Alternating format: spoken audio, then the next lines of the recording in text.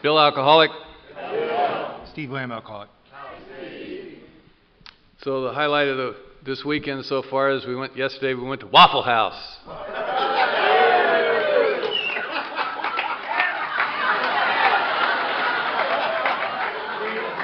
Only the best, Ron Peter. My hat's up in my room. I'm taking it home.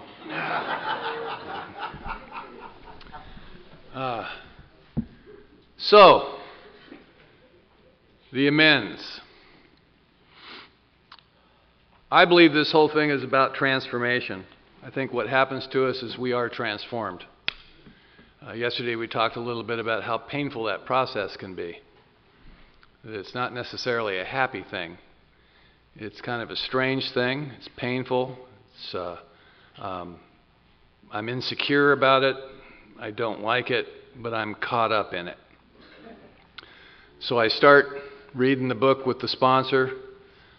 He's taken me through the process. He's circling the meetings in the meeting directory he thinks I ought to go to.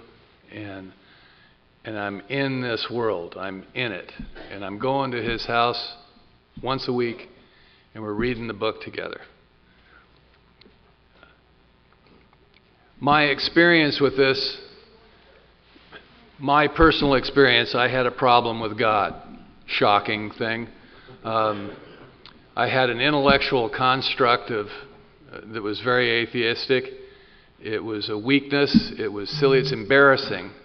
I'd sit in the meetings and I'd hear you talk about it all the time, and I was embarrassed for you.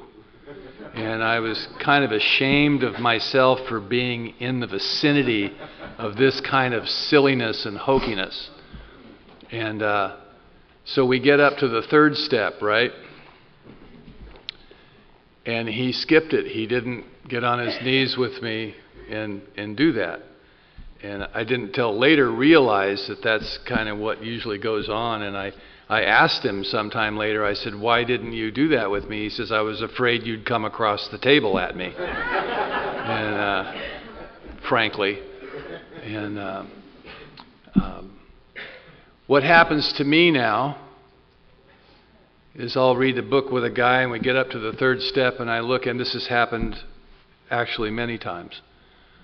And I said, are you ready to do the third step? And the guy says, no.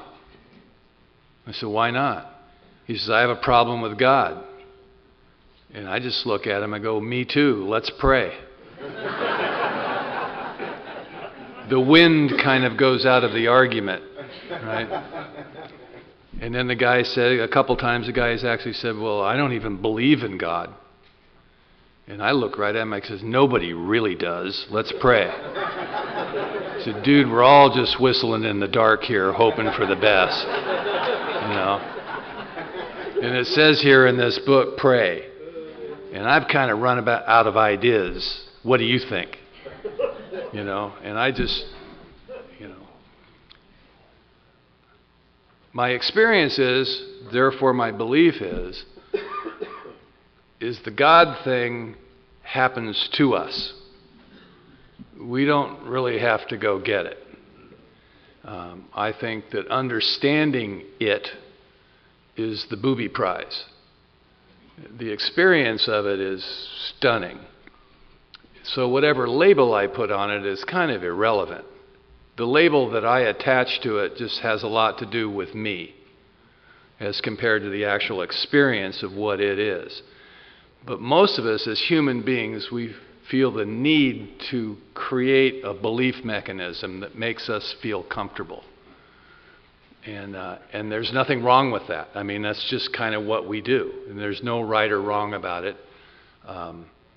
So we continue on. We do the inventory. We share the inventory with a sponsor. He told me at the time when I shared the secrets with him, there will come a time where you will share all of this from the podium. It may not be appropriate, but it won't have any power over you, you know. There is kind of a selective process about this, you know. You know, have you ever been in a meeting where somebody overshared, you know? That was usually me. But that's a spiritual experience. The stuff that we have, that who we think we are, is relieved. Now, I don't know about you, but I didn't do that to me. That just kind of happened over time. Usually you recognize it and notice it when you're talking to somebody who's sharing a secret with you, and you're able to respond with your secret, and you realize it doesn't have any power anymore. There was a time I could not have told you that, but because you told me what you just told me, I can share mine with you. And the power goes out of all of it. We get into 8 and 9. This is when the transformation really happens. The promises come after the 9th step. I think there's a reason for that. I think that's what happens.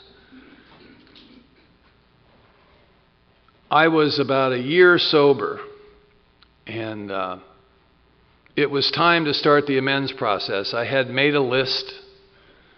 I had done a couple of high school people that were close, but it was time. Around that time, this was 1986, let's say, people were taking meetings to Russia. Clancy and Don P. and people were going to Russia. Somehow I had gotten on the mailing list for this little newsletter that was coming out, and I got this thing, and I went to my sponsor and I said, I'm going to go to Russia and carry the message. And he said, why don't you go to Oregon and make your amends?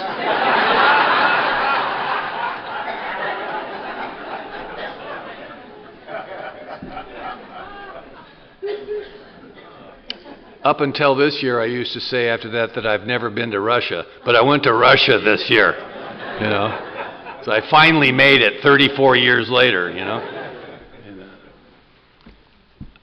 And I went about the process of doing that. I had an ex-wife up there, and I had a couple of kids, and those kids are now in their 50s, and it was time to go. It was time to go. It was time to do that, and I was afraid. I didn't want to do it. That stuff is hard to do.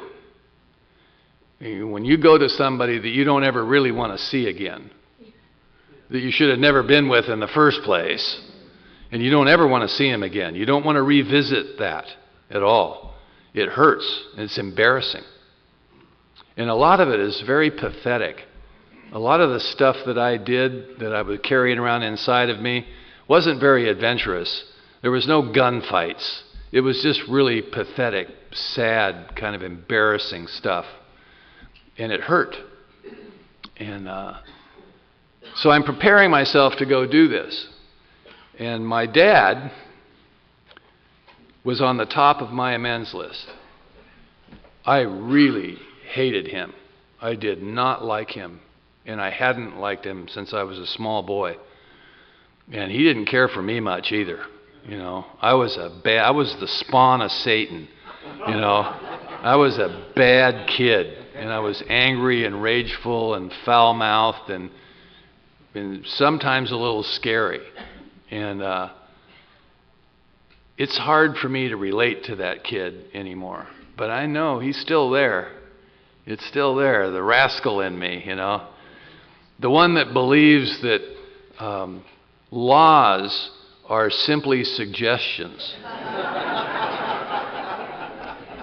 When I stop at a red light and there's no cars coming, I feel stupid for sitting there. You know, I mean, I just sometimes I'll just drive through it because I don't want people to know that I've fallen victim to this structure, you know.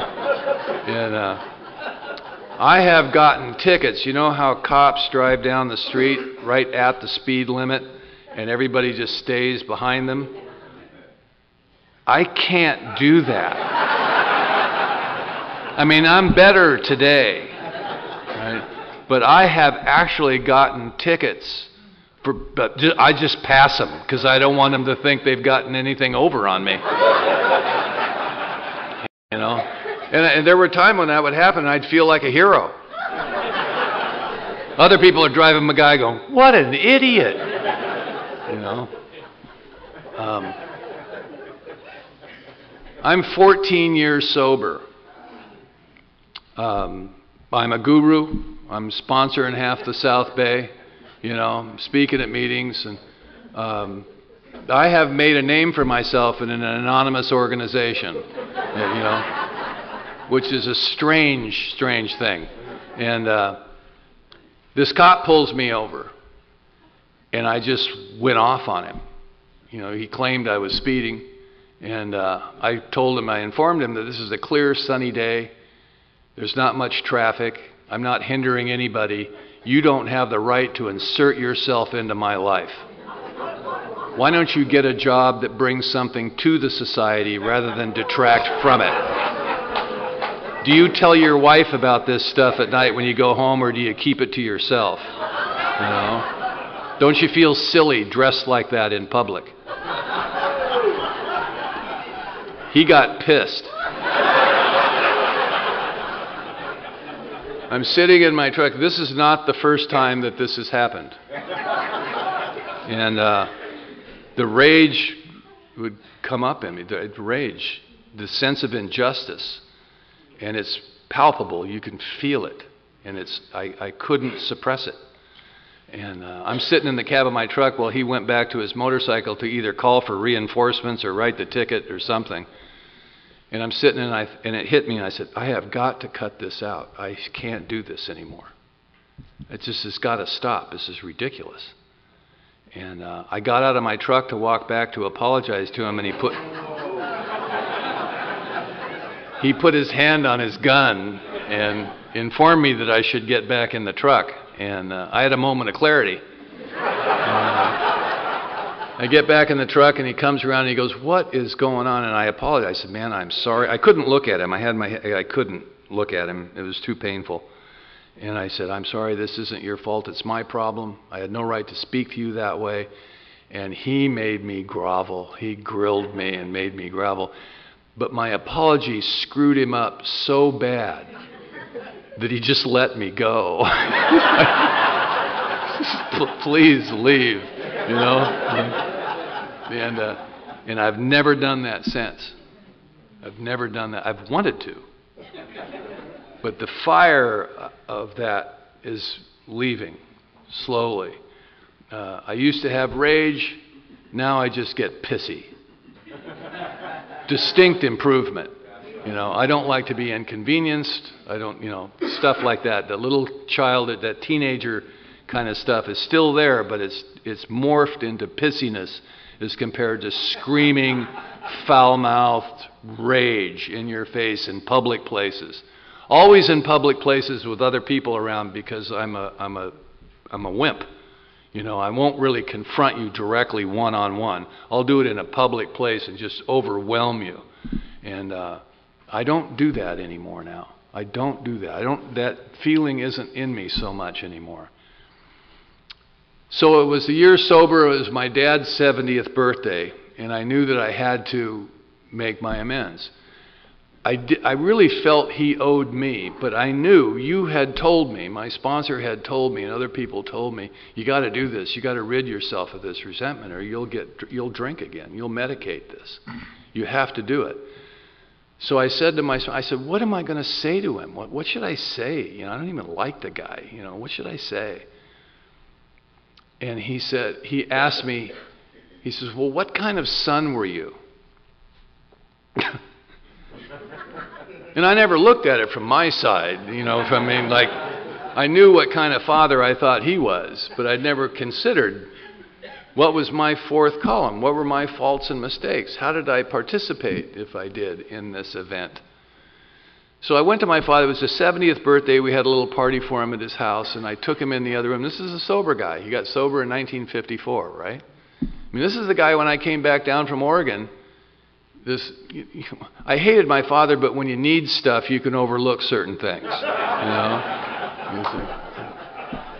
And you know, he let me sleep in his garage, and he gave me a job in his machine shop, you know, because I was unemployable. And this is the guy. So I go to him and I said, I need to talk to you for a minute. And I took him in this other room, and he goes, you don't need to do this. And I go, look, you better than anybody know that I do. So just get in the room, you know. And I said to him what I said to him in a nutshell. I think amends can be very short and to the point. And one of the directions I got, he says, you don't have to list all your transgressions. He was there, right? He knows. And what I said to him is, I know that I wasn't the son that you wanted me to be. You're my father, and I love you, and I don't want to hate you anymore. And I'm sorry for the things that I've said and done. It's that simple. And he was very uncomfortable. He came from an Alcoholics Anonymous that they didn't really do that stuff. Not everybody, but a lot of people. They weren't doing what we're doing now. You know, no matter what anybody tells you, you know.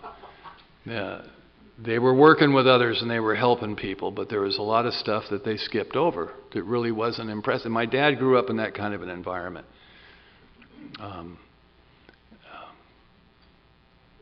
So he was very uncomfortable about this.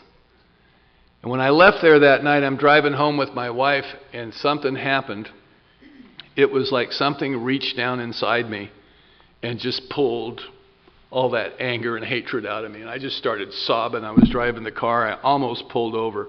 And it was a very physical, cathartic experience. It took me completely by surprise. It wasn't like I was emotional when I got in the car. I was like, I checked that off. Boy, I took care of that. I'm a badass AA dude now, man. I can't wait to show up and tell everybody what I did. You know how they say in AA, do something good for somebody and don't tell anybody? But I don't know that I've ever accomplished that, ever. I figure if you don't know about it, it didn't really happen. You know, I want the payoff, you know. And sometimes I do good stuff and I forget to tell people and I have to do it later. You know, it's like... But I had an experience. And that's motivational. You know, I did that one. My sponsor gave me the direction when I was going to go up to Oregon to make amends to this ex-wife and these two kids, these two boys. He sent me on a retreat, and he says, I want you to go talk to men that have made amends to their children. He didn't have any kids at the time. Okay, so I went on this retreat. And this one guy, Byron Pierce, an old-timer guy, and I said, I'm going to go make amends to my kid. And he laughed, and he said, before I came up here, I just left a little family barbecue that we had with my family. And he said, my son and I were in line getting food, and this is a boy that I'd made amends to some time ago. And he was having a few beers, and we got into an argument, and we ended up rolling around on the ground in the rose bushes right in front of everybody else. He says, Bill, they don't like us for really good reasons. And I went up to Oregon with a completely different attitude. I think I had this image that I'm going to make my amends and they're going to realize how magnanimous I am and just fall into my arms and everything's going to be... That did not happen. That did not happen. But I went up there and I apologized to these two boys and this ex-wife. And I told my sponsor at the time, I said, she cheated on me with a friend of mine. She slept with a friend of mine. She owes me. And he says, well, what was the family unit like at the time that happened? Well, I was in the mental institution, and I was sticking needles in my arm every day and running with an outlaw motorcycle gang, and I had horny tattooed on my arm. Things were really peaceful at home, Do you suppose she was looking for love somewhere else? I had never considered that,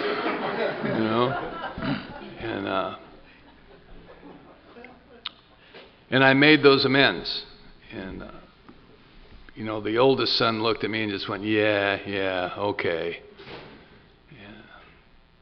No one fell in my arms. But I'll tell you something. When I was talking to my sponsor about making amends to this ex-wife, I really didn't like her. And it was awful. I mean, we laugh and joke about that stuff now, but when it's like that, it's not funny. Alcoholism isn't fun. And I talked to him about what should I say to her? What can I say? I couldn't come up with anything. I didn't know what I was going to say. And he says, well, wasn't there a time where you two were in love? You were young, you were 18, it was the 60s, it was summertime, she had long brown hair. You told me that you drove up to Oregon in your old Volkswagen and made love on the side of the road on the way up. He says, wasn't there a time? And I thought back and I went, yeah, I forgot about that. And he says, well, why don't you tell her that you're sorry that you weren't the kind of husband that you know that she wanted you to be?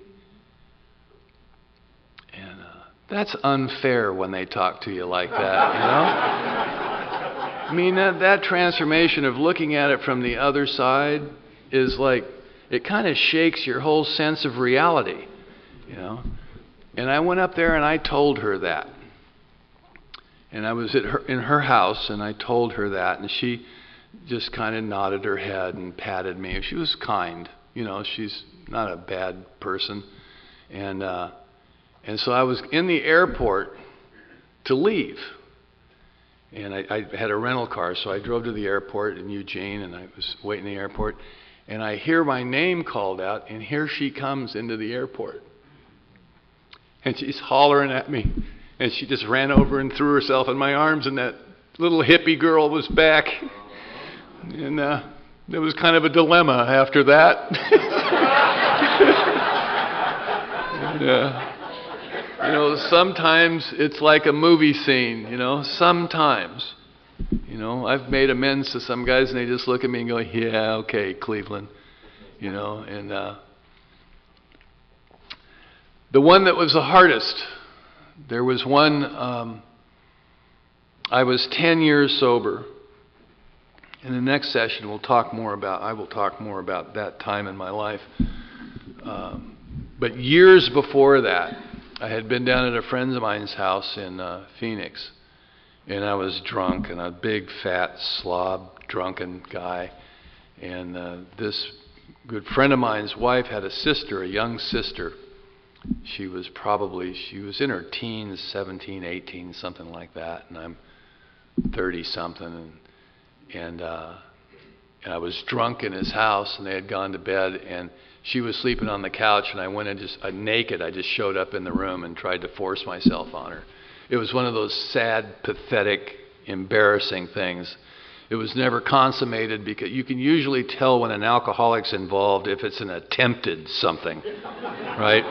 It was an attempted robbery, but he didn't have gas in the car. You know? He tried to rape the woman, but she beat the shit out of him. You know, it's like usually that was one of those alcoholic things. But it was embarrassing. The next morning, I woke up and realized what I'd done, and I just drove myself to the airport and disappeared. I didn't want to revisit it. I don't think even originally I put it on my amends list. I added it later because I tried to shut it out of my mind. And this friend of mine, at his house I was at, he committed suicide. And I had to go down there to the funeral. This is the best man at my wedding. And I knew she was going to be there. And I told my sponsor, I said, I can't avoid this. I got to do this. And I was afraid. I was just afraid. I was frightened of it. And so this is one of the things that I did that I really recommend, that it really helped me immensely, and I've done it with guys, is he would have me write out what I'm going to say. And I'd give it to him, and he'd edit it. You know, we'd go over it together. Usually what he would do is take out the explanation I have added, right? The reason I robbed your house and stole, you know, and he just left it to, I robbed your house for no apparent good reason, you know. It's like that kind of, he would take out the explanation.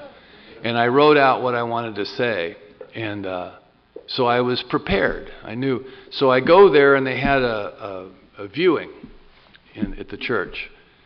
And I'm looking around, and she was a grown woman now, and I couldn't recognize her. So I asked somebody if oh yeah, she's right over there. It's that girl. And I saw her, and I walked up to her, and I hadn't seen her in 15 years or something like that. And I said, hey, can I talk to you? And she just reached up and pushed me, and she goes, no, I don't know. And it freaked me out, and I walked away. And I'm sitting there, and I go, I got to make another run at it. This is not going to happen again. And some of this stuff is difficult, except when to do so would injure them or others. Sometimes the best thing you can do for people is stay out of their lives. And it seemed to me that this really wasn't one of those, that I just needed to make another effort. So I went up to her and I said, could I please just talk to you just for a minute? I just want to talk to you. She said, okay. And she's a little short thing, and I took her around the corner in this funeral home we were in. And I told her, I said, I had no right to do what I did to you. I said, it has bothered me all these years. And I've wanted to come and talk to you, and I just haven't had the courage to do it. And I want you to know how truly sorry I am. And in this particular case, and I don't recommend this always, but she knew what a drunk I was. I said, I've been sober for a while, and it just haunts me. And and never ask for forgiveness. Don't lay that on them. It's not about that. It's about me saying what needs to be said, and that's it. And don't tell them, I'm doing this in order to stay sober. It's just another selfish act. It's not. I'm doing it because I owe it to you, because I need to do this as a grown-up.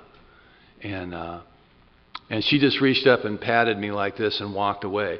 The next day we had the funeral, and we went to this guy's brother's home for a little reception there, and I'm sitting at this picnic table, and she comes walking up and sat across from me and just started talking about old times, and it was gone. We have no idea how we free them.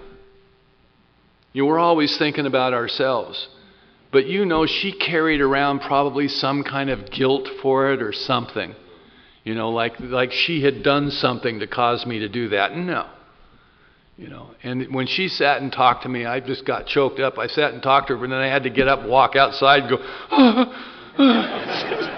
it was like that.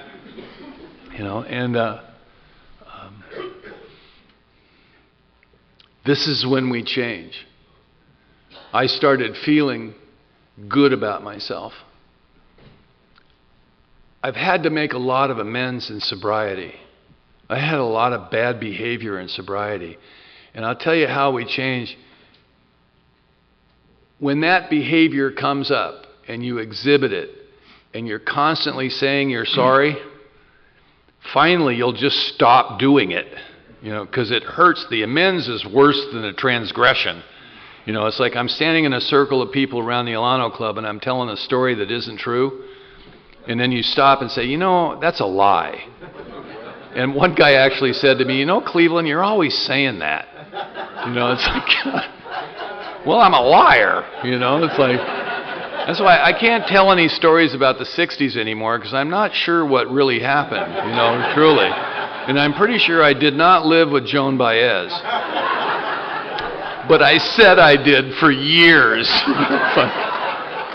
And I still think she's hot, too. I just really, I've got to make amends to her for that. Thank you.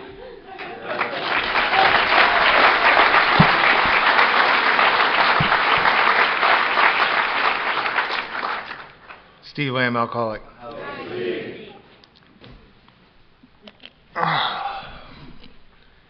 The ninth step is make direct amends to such people wherever possible, except when to do so would injure them or others. And it's not a novel I like concept. having him here because he can actually quote the steps, and he knows that it's good to have a lawyer that is a student. Well, I know you're sensitive and all that stuff, Bill, but I thought maybe we'd talk about the book.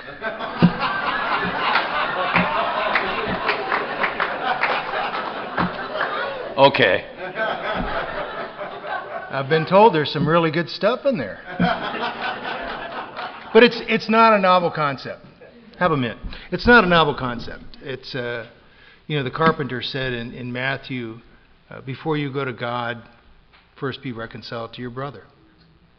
But it seems rather drastic, and it's interesting because Peter referenced this last night. None of these steps seem to make any sense looking forward. They only make sense looking backward. I've never seen anybody come into Alcoholics Anonymous, see the 12 steps up on the wall and go, thank God. Barkley, will you take me through the steps? No, we don't do that. We look at that and we go, really? That's it? That's it? Confession, and then this amends. I know. I'm not stupid. I know it's their money. But I've been hanging on to it for a long time. I'm kind of attached to it, right? And I don't understand how me giving them their money is going to help me stay sober. That just doesn't make any sense to me. And we're told that this ninth step really starts in the fourth step, because that's where we make our list. And I look back on this and I remember when I did my fourth step, Michael, because I'm a kind of a pain in the ass and I'm a wordsmith, so Michael just takes me to page 65 in the book, and he shows me those columns, and he says, you'll notice that there's not even complete sentences there. We just need bullet points. I'm prepared to listen to your life story, but I really prefer you to follow the instructions in the book. You know, in the first column, all I need to have from you is the person, the institution, or the principle. 2 or 3 words. That's all we need. The second column, the cause. 2 or 3 words. The third column, I just need to know how it affects you or the condition. Is it self-esteem, pocketbook, security, ambition, personal relations, sexual relations? Just get it down. You can even use acronyms. I don't care. And then on the fourth column, which, he talked about yesterday that Howard was never thrilled with. But if you look on page 67, it talks about referring back to our list. We're going to identify mistake, fault, and blame. And he said, you just list it. Is it selfishness, self-centeredness, self-seeking? Is it dishonesty? The 12 and 12 talks about the 7 deadly sins: pride, greed, lust, anger, gluttony, envy, sloth, fear. And then, like it says on the bottom of 66 and the top of 67, where it has the prayer to the sick man, are you unwilling to forgive this person? And then I got the instructions for the fear inventory, the sexual misconduct inventory, and he turns me loose. And he told me it should take me a couple weeks. It took me about 5 weeks. About 2 or 3 weeks to think about it, and about 2 or 3 weeks to do it. Because like the book says, it's simple but not easy. The simple part's the black part, the instructions. The not easy part is me and my ego, which tries to separate me from you and from God.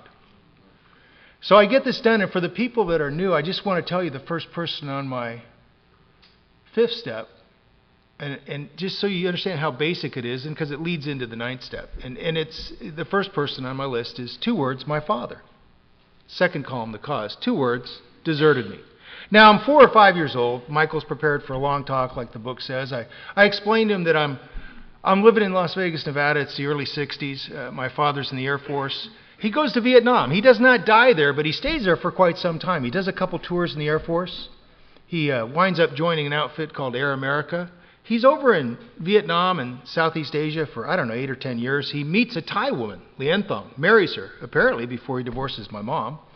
I've never met Lien Thong. And I have a half-sister, Peck. I've heard about her. I've never met her. I've hardly heard from my father for over 3 decades. What does it affect? Everything. Self-esteem, pocketbook, security, ambition, personal relations, sex relations. I mean, other than that, everything's going pretty well. But, it's a big one. As my former grand sponsor used to say, it's a 5-bagger. And so I got to look now at my mistake, fault, or blame. Well, I don't have any in relation to the second column. I'm 4 or 5 years old. But how about the third column? Why am I still affected after 3+ decades? What defect of character do I have in me that if God were to remove it, I would no longer have this resentment? Am I selfish, self-centered, self-seeking, dishonest? I don't really think so. How about the 7 deadly sins? I run through them. I write down anger. I was an angry little kid for a long time. Now I'm just kind of I hate the SOB, right? So anger seems to apply. Fear, I got a lot of fear. What does my fear look like? I love my father, and I gave him a certain amount of power.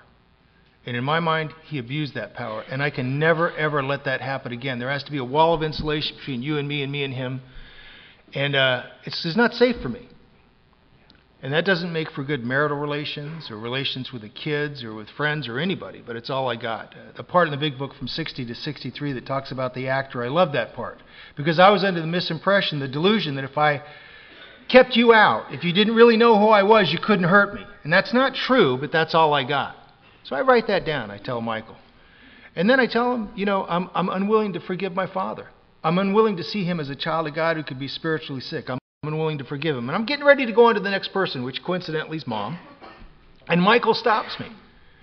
And he says, look, I want to make sure I understand this. You're resentful at your father, right? I said, yeah. He goes, if I understand it correctly, you've got some residual anger, a lot of fear, and you don't want to forgive your father. I'm like, yeah, Michael, I've read ahead. I know there's a 9th step. Never going to happen. He laughed. He goes, look, we're just doing the 5th step right now, but I got to tell you, we're going to get to that. And I do have one more question. I'm like, okay, what is it?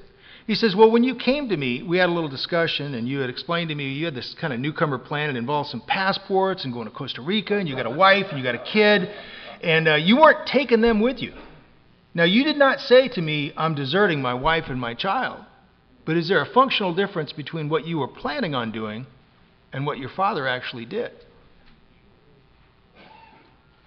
My first thought was, this is not going the way I thought it was going to go at all. And I put my head down and I muttered, well, I mean, if you look at it that way. And if you're new, that's why in the 5th step we admit to God, to ourselves, and to another human being the exact nature of our wrongs. Because I can't see me for me. I can't see me for who I am. I can't see that I have become the one thing in the world, my father, that I didn't want to be. I need, in this case, a sponsor to hold a mirror up to me to reflect me back to me. And this is not a happy day. I've had listened to a lot of 5th steps. Some guys get a lot of relief. I'm bummed out. I'm not happy. I get through, I read the rest of the inventory to them. I go home, I get quiet. I review what I've done, and I do 6 and 7. 6 is a lot about willingness. 7 is a lot about humility. I have very little of either, but I'm trying to get through this process. And my sponsor had me do an 8-step list, which included proposed amends. I'm not sure why. He just didn't seem to trust me, and he wanted to know what my plan was, right? So he told me to show up, and I show up. I got this list. I show him the list. He looks at the list. He goes, your father's not on the list. I'm like, you're damn right. I told you he wasn't going to be on the list. And he says, well, do you think you're any better than your father? And I'm like, no, and thank you for pointing that out to me, Michael. I appreciate it. And he said, and this is where we started to look at the point of the 9th step. And Bill talked a lot about it. And we talk a lot about acceptance. And we talk a lot about tolerance. But really the only antidote for a big resentment is forgiveness. And for many of us, it's not possible. Alexander Pope once said, to err is human, to forgive is divine. You cut me off in traffic like he was talking, I can forgive that, okay? But major transgressions, like my father deserting me, forget it. Not going to do it. And Michael took me to, he pointed out that at a lot of the meetings, at the end of the meeting, we say this thing called the Lord's Prayer. And he says, there's a clause in there. It goes, forgive us our trespasses, as we forgive those who trespass against us. He goes, what do you think that means? I think it's a damn trick question. That's what I think it means. Because it's a spiritual truth. It's an axiom. I'm only forgiven to the extent that I forgive. In the 11th step prayer on page 99 and the 12 and 12, it talks about it is through forgiving that we are forgiven. Because like Bill said, we don't ask for forgiveness. It is through forgiving that we are forgiven. I got it. I agree with it. I believe it. But I'm not ready to do it. He takes me to the big book. On page 77, it says, go to him in a helpful and forgiving spirit, confessing our former ill feeling and expressing our regret. In step 11 at 86, it says, we ask God's forgiveness and inquire what corrective measures should be taken. In the 12 and 12 at 58, it says, once we resolutely tackled step 5, we inwardly knew that we'd be able to receive forgiveness and give it too. But it ain't happening here. It ain't happening here. And I got to tell you, I struggled with this for a long time. And, bear with me because I'm anal retentive. I like quotes. And one of the things that I looked at was I tried to figure out, well, is it, like I said, is this really a novel concept? And it really isn't. I talked about Rumi yesterday. And Rumi says, ego does not forgive. It stands and shouts coarse commands. Grace comes to forgive and then forgive again. If you're into the Tao Te Ching says, being one with the Tao, when you seek, you find, and when you make a mistake, you are forgiven. That is why everybody loves it. If you're Muslim, the Quran, he is one who forgives, Allah the most merciful. There's a guy named John O'Donohue who's into Celtic mystical works. And he says, may you be able to journey to that place in your soul where there is great love, warmth, feeling, and forgiveness. May this change you. May it transfigure that which is negative, distant, or cold in you. Mother Teresa says, we cannot forgive unless we know that we need forgiveness. And forgiveness is the beginning of love. The carpenter, when Peter came to him and said, Lord, how often shall my brother sin against me and I forgive him? Until 7 times?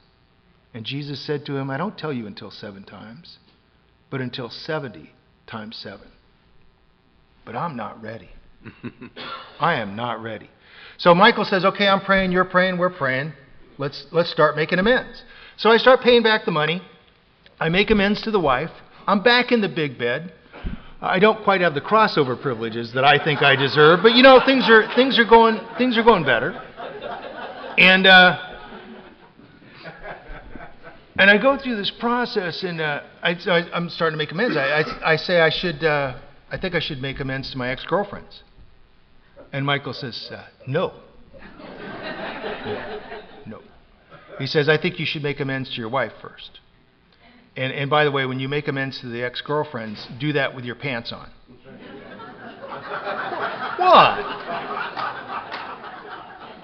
What? Just share a little fifth step, and my God. And so,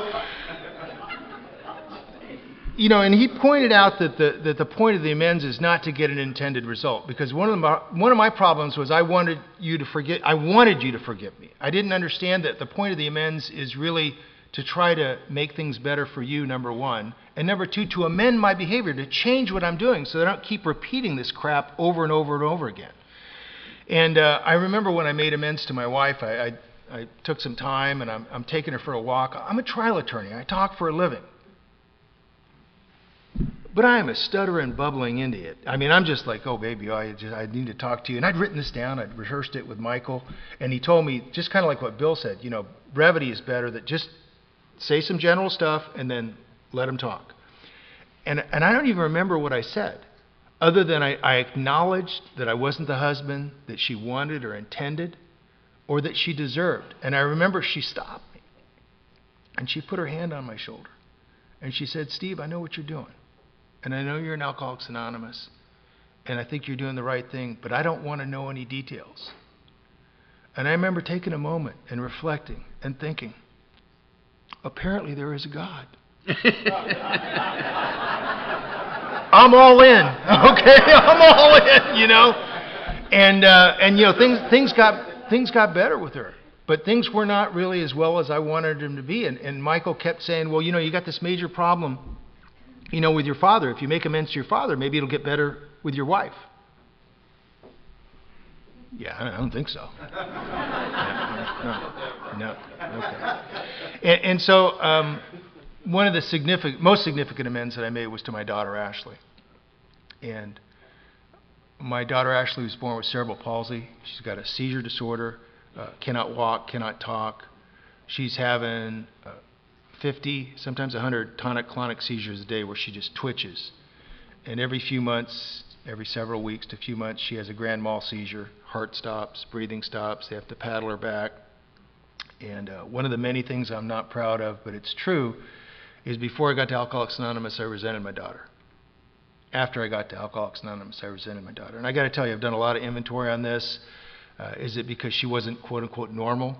Because I had to take care of her? Because I didn't understand that service is a demonstration of love? I didn't understand that till I got to Alcoholics Anonymous. I'm not entirely sure, but I can tell you that I knew in my heart that a father's not supposed to feel like this about a daughter. And I did a lot of work, and I made amends to my daughter. And at the time, she was down in San Diego, and we had this conversion van. We'd go down there and put her wheelchair in there, and I'd tie a balloon around her wheelchair. I'd brush her hair. I'd put a ribbon in her hair. I'd kiss her. I'd tell her I love her, and I did. And a father was restored to a daughter, and a daughter to a father, and that was Alcoholics Anonymous. I thought, God, what a beautiful thing. What a beautiful thing. And the first guy that I sponsored, a guy named Stephen, he's doing his fifth step with me, and he's reading his inventory, and he's talking about his son, Evan. His son, Evan, has cerebral palsy with a seizure disorder. Coincidence? I don't know.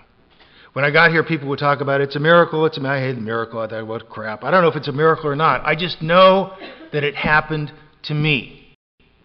Okay? And I've met a lot of people in AA. I've met a lot of people with disabled kids, but I've never sponsored anybody else with a disabled kid. Very first one, same thing. And he resents Evan. And we work the steps. They're just a set of spiritual exercises that are designed to allow each individual to find, develop, and maintain a conscious contact with a God of his or her understanding so that we can live and move and have our being in the world out there without drinking alcohol or doing any of the type of party favors that Peter referred to last night. That's it. That's the point of the exercise. And he did that. A father was restored to a son, and a son to a father, and that's Alcoholics Anonymous. And I was there, and I didn't do it, but I participated. And sometimes these don't go well. You know, I love my brother Tom, 3 years older than me. I became a raging alcoholic. I went in the Army. I became a Green Beret. My job description was to go to strange and exotic lands, meet strange and exotic people, and teach them how to kill each other. And I was very good at my job. And my job involved a lot of on-the-job training and hands-on training. And my father, he had no problem with that because he wasn't there. My mother didn't have a problem with that. But my brother did, because he's a born-again Christian. And you talk about spawn of the devil. I was a succubus. I mean, I was unbelievable. And we just separated. And I made amends to my brother like 2-3 times. And it was like, he would talk to me, but it was just, nothing was happening. Wasn't breaking through. And we were real close when I was a kid. And I was talking to Michael about it, and I talked to Scott about it. And Scott reminded me that his brother Mitchell would never even talk to him when he got sober. And he said, have you considered the possibility that your brother's perception of you is so painful to him that your interaction with him is injurious to him? No, because I love my brother and I want to be with my brother. So I pray and meditate, and I look at that, and I realize that maybe the best thing I can do with my brother is to let him be my brother apart. I have a great relationship with my nephew, with my niece, but not with my brother. Now, we don't have a problem. We're not arguing. But I've had deeper conversations with probably 50, 60 people here this weekend than I've had with my brother in 10 years. Is it going to happen? I don't know. I'd love it to happen, but it's not on my time. And it's not about me. It's about him. It's about him. And but I'm not making amends to my father. And then I made a really big mistake. I talk to my sponsor all the time, and I'm having an offhand conversation with him. I'm telling him, hey, I'm not going to be at the meeting next week because I'm going to be up in Anchorage, Alaska. I got to do some depositions. And he lights up like a Christmas tree. He's like, that's great. You'll make amends to your father. And I had forgotten that I had told him my father was living in Wasilla, Alaska, which is 30 miles outside of Anchorage. So now I know my sponsor's connecting two unrelated dots, which he's prone to do. And I'm waving him off. I'm like, whoa, Michael, no, you don't understand. I'm just going to go do depositions. And he goes, no, you're praying. I'm praying. God's talking. Can't you hear him? I'm like, no, I'm not getting the memo at all, right? And he goes, no, you pray and meditate every morning, and I want you to do that, and because I'm telling you that I think God's talking. This is what you need to do. I'm like, all right. So I pray and meditate, and it comes to me, and I'm ready. So I go to Michael and I say, okay, Michael, I'm ready. What do I do? And he looks at me. He goes, I don't know. I'm not going up there. Talk to God. And he knows my sponsor well. Every Monday night he sits to my right. The guy's a little stupid, actually.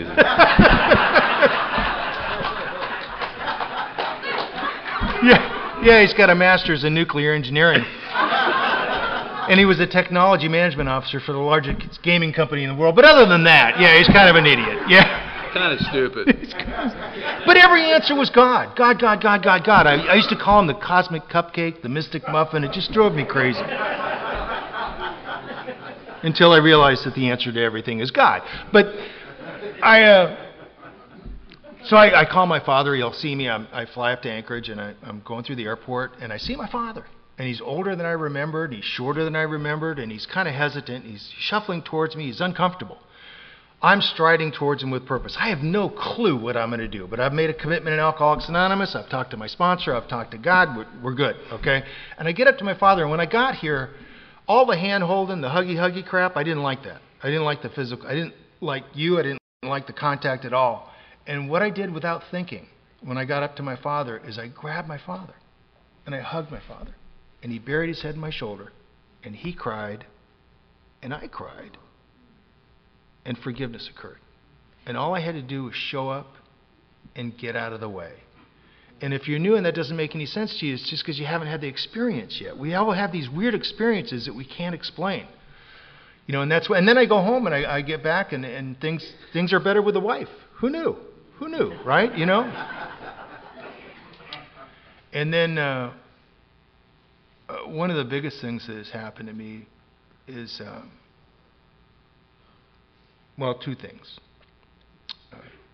One was when my mom, I had to make amends to my mom, and when I went over to make amends to my mom, I didn't do it the right way.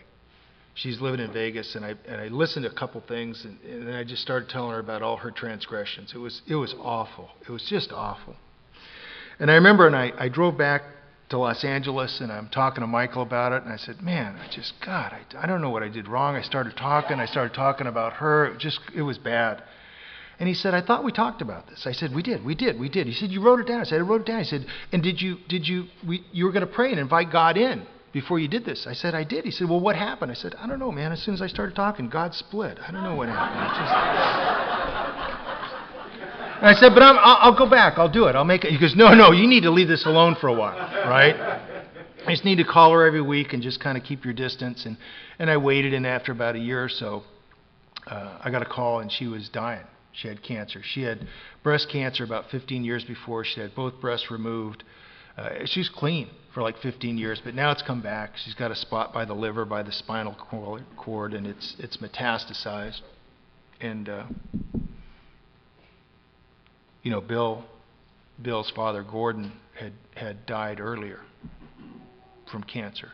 And I was able to ask Bill, you know, what do you do? And he's like, well, you know, go brush your hair, brush your teeth, change your diaper.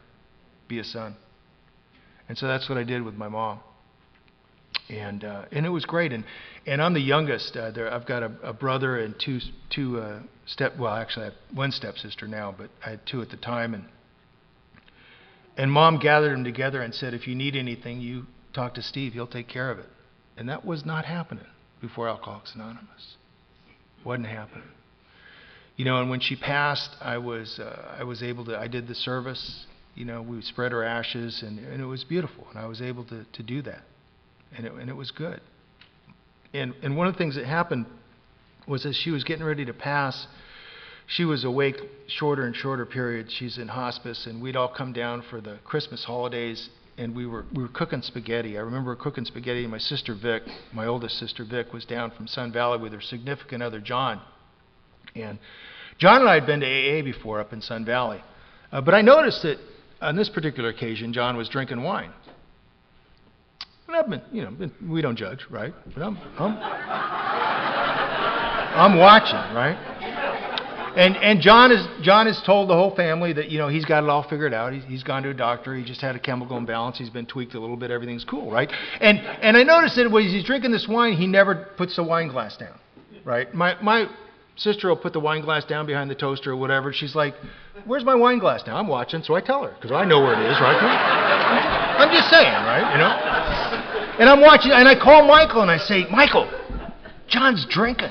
You know, I explain the whole thing to him, and he goes, well, it's none of your business. And by the way, you haven't made amends to your sister yet. That time might be coming. All right.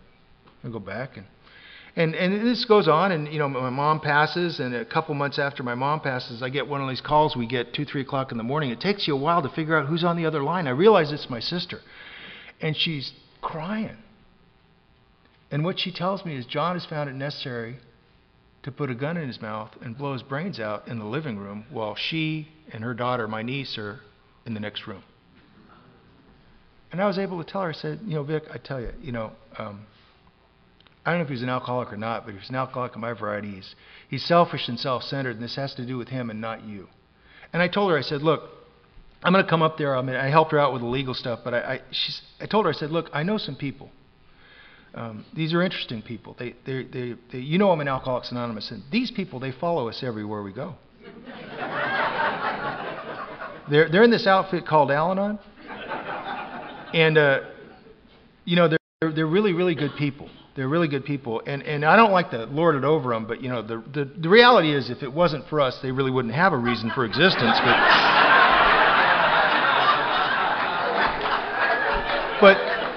But the thing is, Vic, we have the same program. We're just the other side of the coin, and they can help you. And I was able to get her hooked up with Al-Anon, so she got some relief with Al-Anon.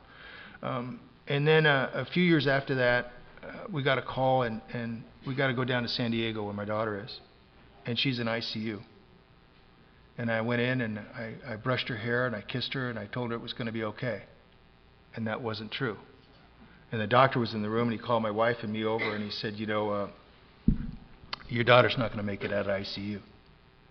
And I'm like, no, you don't understand, Doc. My daughter's tough. I mean, she's been in ICU, I don't know, 30, 40 times. And he goes, no, you don't understand.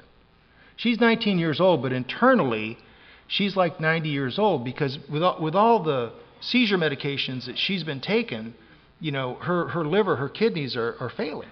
She's going into renal failure. She's not going to make it out. And I'm pissed.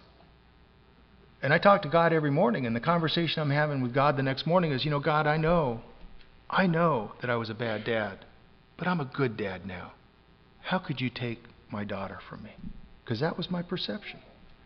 And I talked to Michael about it, and I talked to Scott about it, and they didn't tell me what to do other than continue to pray and meditate and talk to God. You'll get the answer. And after a few days, what I realized was I was being selfish and self-centered. The reality is, I was more concerned with the fact that I was going to miss my daughter than that she was physically going to die. My daughter can't talk, but she can convey how she's feeling through her eyes. And she was ready. She was tired. And my job was to be her father in this world or the next. And I was able to do that through Alcoholics Anonymous.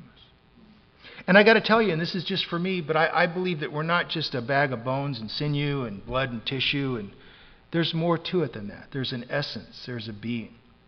The religious call it the silver cord, the golden thread, that which binds me to you and you to me and us to God. Scott called it the connective tissue of Alcoholics Anonymous. Some of the mystical writers refer to it as spiritual DNA, but it's there. You can feel it. You can really feel it when you're listening to a fifth step. And my daughter passed on to me an understanding of love that I didn't have before Alcoholics Anonymous and before this amends process. And I've been around this weekend, and I've been talking to a bunch of people, and we've heard about Chuck Chamberlain, we've heard about Don Pretz, we've heard about Howard Polans. These people are no longer with us, but they are not gone. They are not gone. We tell their stories over and over and over again. And if we are nothing else, we are a society of storytellers. That's what we are. That's who we are. That's what we do. And that's how we share this experience, strength, and hope. And that's how we get through this process. And that's how the light starts to shine through when we go through this amends process. And if you're new and you haven't gone through this process, I cannot really adequately describe it. Meister Eckhart one time said, "The path of which I speak is beautiful, it's joyful, and it is familiar, and it's for all of us, and it's for all of you," and I hope you do that. Thanks.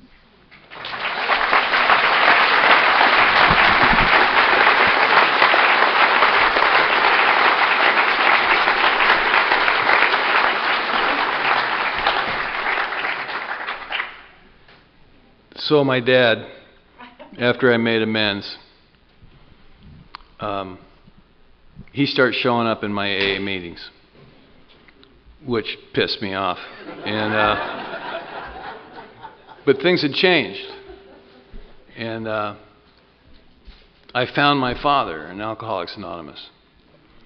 And I went to my sponsor, and my dad and my mother both, my dad especially, was a depression kid. And he didn't show a lot of emotion. He wasn't a huggy, touchy guy. I don't remember him. I don't have any memory of him holding me as a kid or being kind of loving. He wasn't a bad guy. He just was he was working all the time. He was that kind of guy. So I'd go up to him and I'd be around him and I'd say goodbye and I'd put my arm around him and there was no response. And I told Jay about this and he says, well, if you're so much more spiritually advanced than him, which seems to be the case based upon what you're telling me, you're going to have to make the move. You're going to have to make the effort. And so I would be at his house and I'd put my arm around him and I would give him a little squeeze and he would turn sideways, and kind of, and then pretty soon he'd reach around and he'd pat me, a little reach around, and he'd give me a little pat, and I just kept doing it. I kept leaning on him, and pretty soon he's hugging me. I mean, this released something in him. And at the end of his life, he couldn't keep his hands off me. And he finally got to be proud of his little boy. And I was 10 years sober. 9 years or so since I made amends to him. He calls me up. He's 80 now. He calls me up and he asked me to come up to the house because they were trying to do some stuff and I was helping them do some stuff. And they were thinking about moving and selling the house and I was helping them do that.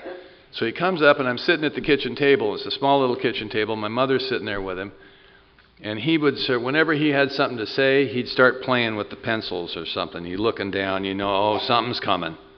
Dad has come up with some kind of an edict, And he says to me, I've done some things to you over the years that I'm not really proud of. And it just shook me. I mean, this guy never said he was sorry. That didn't happen. My mother was so shocked, she got up and left the room. She, in case she was collateral damage or something, And he was mumbling about this stuff. And I reached across the table and I just held his hand and I said, "It's okay, Daddy. Everything's cool, man. And don't leave before the miracle. After you're sober, the miracles come."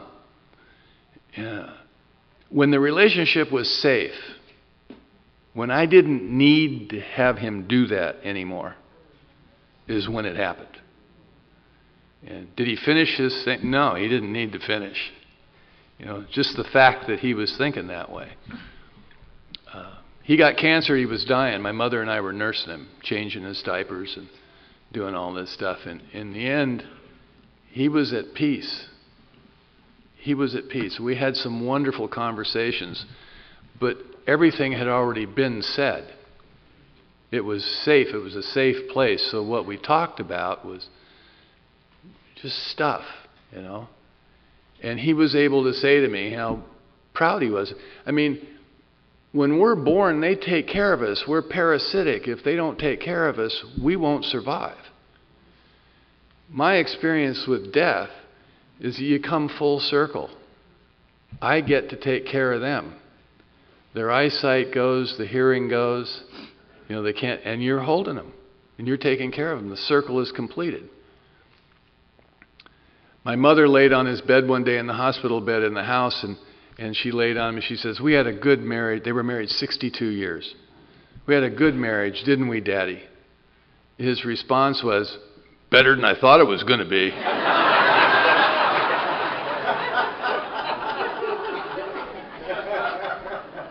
Hospice has a minister, right? So the minister comes by the house, and a nice young guy, and he's leaning over my dad, and he says, "Mr. Cleveland, would you mind if I prayed over you?"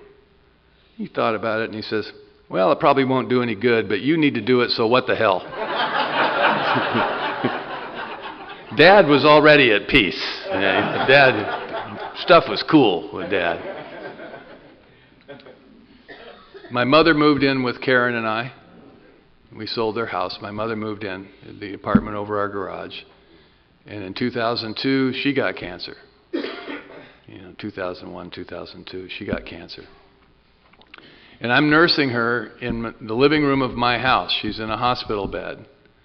And when we were taking care of Dad, it was Mom and I. Now it's just Bill. Helpless Bill, I mean, I can have a hard time taking care of myself. But she's in the hospital bed, and one day it was time to change the diaper. No one else was there. I was the primary caregiver.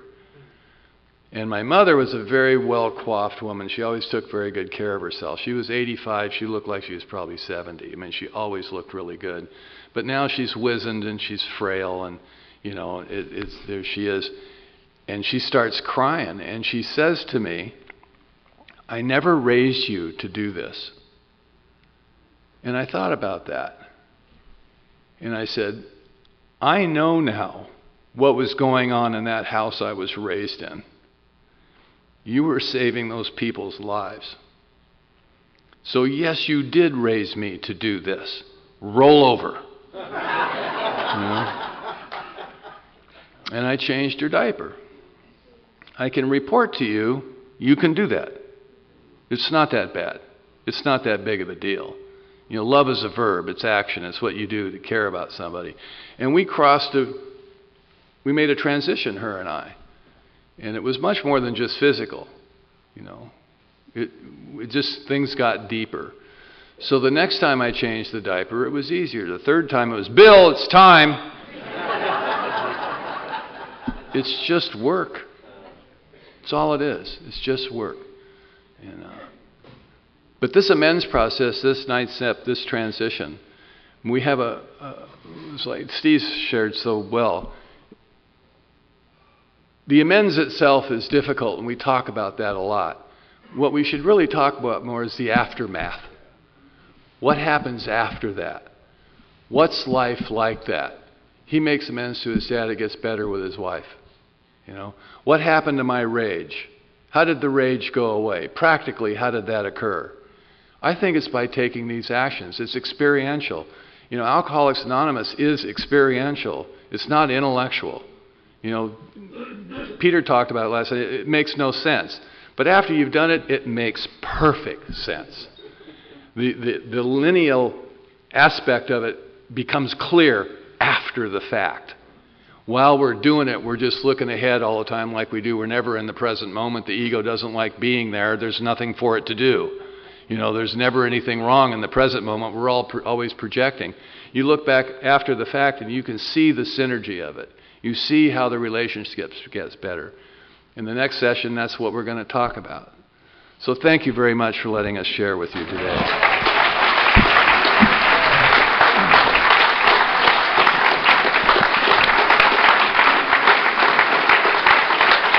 Let's circle up and do the Lord's Prayer.